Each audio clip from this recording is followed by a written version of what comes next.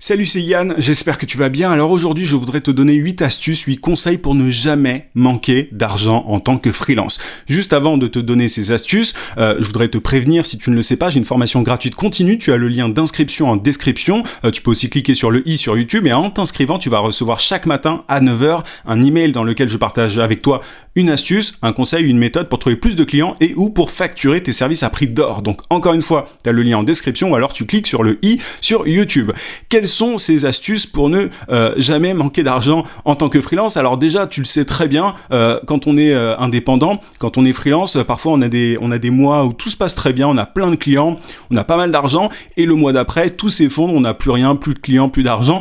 Il est tout à fait possible de ne jamais manquer d'argent et de ne pas être sur des montagnes russes constantes. La première astuce pour ça, et elle est fondamentale, donc je vais y passer un petit peu de temps, c'est le fait de ne jamais s'arrêter de chercher des clients.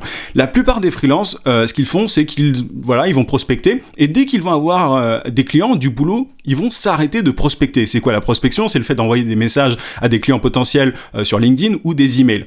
Très souvent, les freelances choisissent entre la prospection et le boulot. Ce qu'il faut faire, dans l'idéal, c'est prospecter un petit peu tous les jours, c'est ancrer ça dans son quotidien, c'est d'en faire une routine en fait de la prospection.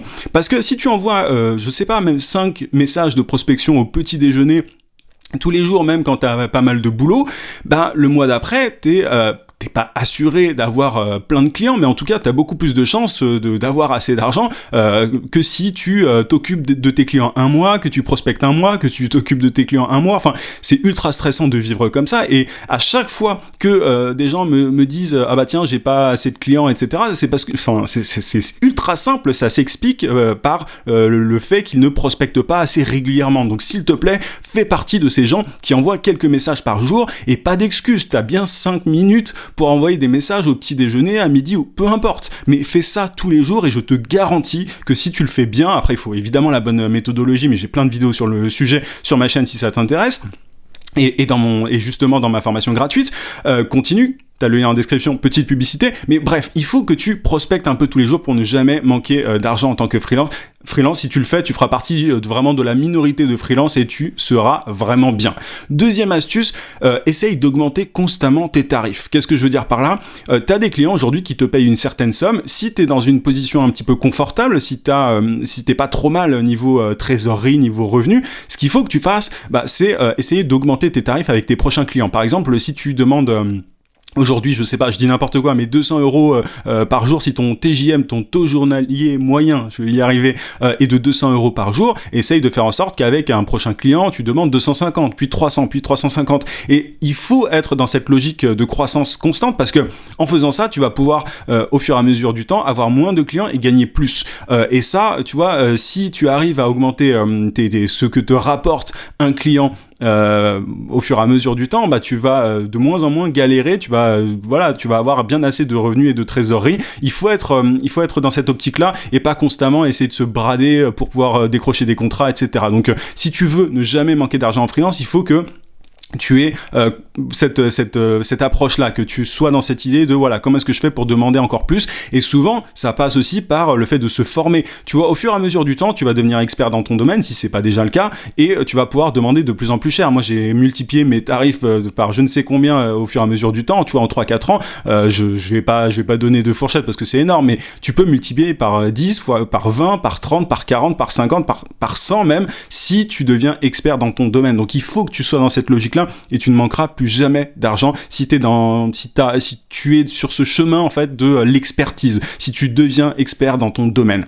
Troisième astuce, essaye de privilégier les contrats longs, les contrats récurrents. Par exemple, si tu as le choix entre un client qui veut du one shot, du ponctuel qui paye très bien, et un client un peu, tu vois, si tu dois absolument choisir entre les deux, et un client qui paye moins, mais avec qui c'est récurrent, avec qui, tu vas pouvoir demander un forfait, privilégie le forfait, parce que les forfaits, tu vois, le fait d'être payé de façon mensuelle ou annuelle, peu importe, ça te permet quand même, c'est vachement bien, ça te permet justement de ne pas avoir ces montagnes russes. Le mieux, c'est les contrats récurrents, pas les contrats ponctuels, et tu fais forcément un métier dans lequel il peut y avoir des contrats récurrents. Tu vas me dire, oui, mais si je suis graphiste, c'est pas possible voilà, quand je fais des logos, etc., je peux pas demander un forfait. Pour les logos, précisément, non. Mais en tant que graphiste, tu peux tout à fait demander un forfait pour d'autres besoins graphiques. Justement, à toi de te creuser la tête par rapport à ça, et vraiment, il faut que tu demandes, en fait, à tes prospects s'ils ont des besoins récurrents. Essaye de te concentrer sur les cibles, justement, qui ont des besoins récurrents, et pas juste sur celles qui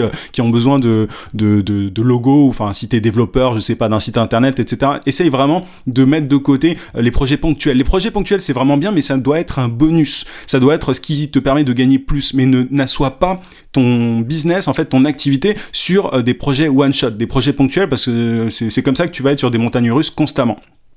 Quatrième astuce, profite des périodes creuses pour développer un side project. C'est quoi un side project? C'est un projet, alors je sais même pas comment dire en français, ça c'est mon langage de pubard Jean-Claude Vandamien. J'étais dans la pub, on utilisait tout le temps des mots comme ça. Mais en gros, quand t'as du temps un petit peu mort, tu peux tout à fait, développer une activité. Si t'as envie de lancer ton store, par exemple, un shop, une boutique en ligne, parce que c'est ta passion, t'as je sais pas, tu crées des bijoux, je dis n'importe quoi, mais si tu fais des super bijoux originaux, et que t'es freelance, c'est très bien de passer un peu de temps sur le développement de cette activité à côté, et qui sait, peut-être qu'après ce sera ton activité principale, mais développe des projets à côté. Alors pas plein, faut pas s'éparpiller, faut pas se disperser, parce que voilà, c'est jamais une bonne chose, mais en tout cas, pendant les périodes creuses, alors prospecte évidemment, mais tu vas pas prospecter 24 heures sur 24, donc à côté tu peux aussi développer des side projects qui vont faire que tes revenus peuvent être plus importants au fur et à mesure du temps. Donc moi je te dirais de faire ça. Cinquième astuce, alloue un créneau régulier à ton marketing. Alors, il faut allouer un certain laps de temps au quotidien à ta prospection, mais au-delà de ça, il faut aussi en allouer à ton marketing. C'est quoi le marketing? C'est comment est-ce que tu te vends. Alors, j'aime pas du tout l'expression se vendre, mais comment est-ce que tu fais pour te vendre, pour que tes prospects, pour que tes clients potentiels te voient. Il faut que tu élabores une stratégie par rapport à ça. Moi, je partage tout un tas de stratégies dans ma formation gratuite et dans mes différentes vidéos. Il y a plein de façons de faire, mais un petit exemple, le fait d'améliorer ton portfolio, le fait de l'updater, de le mettre à jour, ça fait partie de ton marketing, parce que tu as envie que tes prospects voient tes derniers projets, tes projets les plus à jour. Donc, il faut que tu aies chaque jour un temps pendant lequel tu bosses sur ton marketing, que tu crées du contenu notamment. Ça va être ma sixième astuce, c'est un petit peu lié, mais crée du contenu, sur un blog, sur une chaîne YouTube, si tu préfères la vidéo, peu importe. Mais moi, ce que j'ai fait au fur et à mesure du temps, c'est vraiment ça qui a créé ma marque personnelle, et c'est, là je te donne une sixième astuce de façon combinée, mais créer une marque personnelle, c'est ultra important sur le long terme. C'est ça qui va te permettre de ne jamais manquer de clients. Moi, quand je me suis lancé en tant que freelance, en tant que community manager freelance, à côté, j'ai créé du contenu sur une chaîne YouTube. Au début, c'était juste pour partager, mon expérience, mon quotidien d'indépendant, de freelance. Et jamais j'aurais pensé, que j'allais donner des conseils et tout en marketing, mais j'ai juste documenté tout ça. Et en fait, ça a été la base de ma marque personnelle, et aujourd'hui, j'ai des prospects, des clients potentiels qui viennent me voir après avoir vu une de mes vidéos sur YouTube, après avoir vu un de mes contenus sur LinkedIn, ou une de mes publicités sur Facebook. Enfin, c'est vraiment extrêmement important, la marque personnelle. Il faut à la fois prospecter pour trouver par email ou sur LinkedIn, pour trouver des contrats à court terme, mais il faut aussi allouer vraiment un certain temps à la création de ta marque personnelle, pour pouvoir ensuite, sur le long terme, bénéficier de prospects entrants. Je parle comme un marketeur, mais tu vas avoir des gens qui vont te découvrir grâce à ton contenu, grâce à ta chaîne YouTube, grâce à ton blog, peu importe, ou alors au contenu que tu vas publier sur LinkedIn. C'est extrêmement important d'allouer du temps à ça. Donc, alloue 5 minutes à ta prospection, 10 minutes, alors un peu plus évidemment, mais autant que tu peux, mais un peu de temps aussi à ton marketing, et le reste du temps, c'est pour tes clients, et tu as aussi un peu de temps pour ton administratif. Mais moi, je te recommande vraiment de segmenter tes journées et de faire un peu de tout ça tous les jours. Et crois-moi, au fur et à mesure du temps, t'auras pas de problème si tu respectes bien tout ça. Septième conseil que je voulais te donner, tourne-toi vers tes anciens clients. Alors souvent, on cherche de nouveaux clients, on veut de nouvelles personnes, de nouveaux contrats, etc. On va sur LinkedIn, on va prospecter par email, mais très souvent, on oublie que les meilleurs clients, les meilleurs prochains clients sont les anciens clients. T'as plein d'anciens clients avec qui tu as bossé, qui ont peut-être des besoins, de nouveaux besoins, et on pense rarement à les réactiver. Et pourtant, c'est juste le meilleur truc. Moi, j'ai des clients avec qui je bosse depuis longtemps maintenant, des gens qui ont parfois changé de boîte. Je reviens vers eux en fait en leur demandant des nouvelles, et là et ils me disent, ah bah tiens, là on a un nouveau projet du coup avec cette nouvelle société, etc. Et on peut bosser ensemble, tu vois. Donc essaye de garder un tableau, une liste en fait de tous tes clients, et relance-les de temps en temps juste pour prendre des nouvelles. Alors il y a des trucs, enfin ça va pas toujours aboutir à du business, tu vois, mais si tu te tournes régulièrement vers d'anciens clients, tu vas voir qu'il y a un certain pourcentage qui t'a fait confiance, qui va te proposer un nouveau projet, une nouvelle mission. Donc ça c'est vraiment vraiment cool pendant les périodes creuses notamment. 8e et dernier conseil que je voulais te donner, réseaute régulièrement avec d'autres indépendants. Alors souvent, encore une fois, on va chercher de nouveaux clients, etc. Mais si tu es, je sais pas, expert en pub Facebook, tu as peut-être intérêt à réseauter avec des graphistes ou alors avec des gens qui font de l'UX pour pouvoir en fait simplement tu vois, faire équipe sur certains projets. T'as intérêt à aller voir d'autres freelances et à leur demander ce qu'ils font, s'ils ont des projets intéressants, et voir s'il n'y a pas moyen de bosser ensemble, de collaborer. Tu vois, si t'es rédacteur web par exemple, t'as tout intérêt à tu vois, à aller réseauter avec des gens qui sont experts en SEO, parce que les gens qui sont experts en SEO, parfois ils ont besoin de rédaction pour les sites internet sur lesquels ils travaillent pour pouvoir les référencer sur Google. Bref, je vais pas faire tu vois, je vais pas te donner toutes les combinaisons possibles parce qu'il y en a plein, mais il faut que tu réfléchisses à ça. Souvent les indépendants, ils restent dans leur coin.